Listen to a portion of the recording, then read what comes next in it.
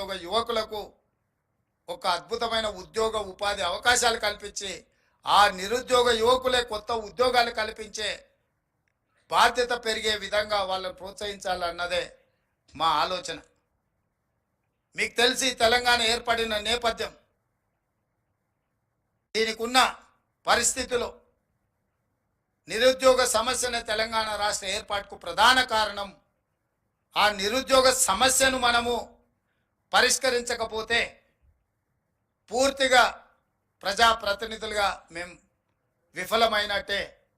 అందుకే మా ప్రభుత్వం నిరంతరం నిరుద్యోగ యువకులకు విద్యార్థులకు అవసరమైన ప్రణాళికల్ని, మీకు తెలుసు 20 సంవత్సరాల నుంచి టీచర్ కమ్యూనిటీ ప్రమోషన్స్ అని పెండింగ్ ఉండే, వందల వేల కేసులు కోర్టులలో ఉంటే వాటన్నిటిని కూడా క్లియర్ చేసి మన 19,000 మంది టీచర్లకు ప్రమోషన్స్ ఇచ్చిన ఇన్ వన్ స్ట్రోక్. గత కొన్ని సంవత్సరాల నుంచి టీచర్ల బదిలీలు లేక ఏ బదిలీ చేయడానికి పోయినా కోర్టు ఇంటర్ఫియరెన్సో లేకపోతే పొలిటికల్ ఎగ్జిక్యూటివ్స్ ఇంటర్ఫియరెన్సో లేకపోతే ప్రభుత్వంలో ఉన్నవాళ్ళు ఏదేదో చేసేసిందని రకరకాల వార్తలు వచ్చేది. టోటల్ టీచర్స్ని అందరినీ కూడా బదిలీలు పారదర్శకంగా చేసినాం. చిన్న చర్చ కూడా జరగలేదు. గ్రూప్ 1 ఎగ్జామ్స్ 4,03,000 మంది అప్లై చేసుకొని 3 లక్షల పైన గ్రూప్ 1 ప్రిలిమ్స్ ఎగ్జామ్ మేము నిర్వహించినాం. చిన్న సమస్య రాకుండా మైన్యూట్స్లో వర్కౌట్ చేసి జేఎన్టీయూ నుంచే సపోర్ట్ తీసుకున్నాం. How you people are conducting EAMCET and other exams, we have adapted same procedure and practice.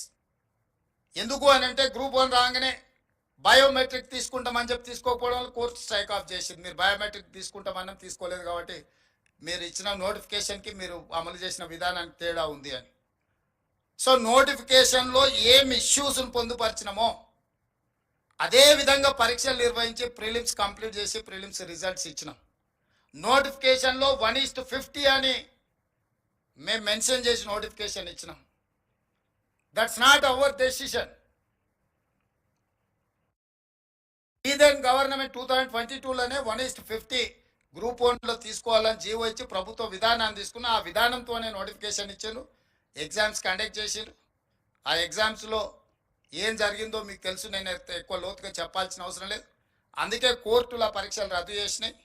Same గైడ్లైన్స్లో మేము నోటిఫికేషన్ ఇచ్చి ఎగ్జామ్స్ కండక్ట్ చేసినాక కొంతమంది ఇప్పుడు 1:100 బిలో అంటున్నారు. ప్రజాప్రతినిధులుగా, ముఖ్యమంత్రిగా, మంత్రిగా నాకు శ్రీధర్ బాబు గారికి 1% కూడా నష్టం లేదు, కష్టం లేదు 1:50 బదులు 1:100 పిలవడానికి.